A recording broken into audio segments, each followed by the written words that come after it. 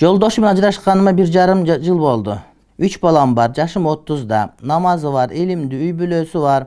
3 balası var, Mırza 2. ayal bolumdu sunuşta vatat. Üydeki atama inilerim aytıdan korkup duramın. Antkeni dinden çünügü jok, kanday kılsam bolot, Mırza 34 jaşta deydi. Ağa aytыңыз бирок эме деп айтпай эле коюңуз. Жөн турмушка чыгып атам деп апарып тааныштырыңыз. Анын биринчи үй бүлөсүн ага айтыш шарт деле эмес, өзүңүз билсеңиз болду. Эгер үйүңүздө түшүнбөй турган болсо, сизди карай турган болсо, башка болсо, жетелеп барыңыз үйүңүзгө. Ушул иштейт экендейсиз, ушундай менен жашайт экендейсиз.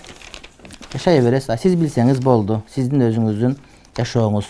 Биз кээде жакын туугандарыбызга конокко же кызматка барып калабыз.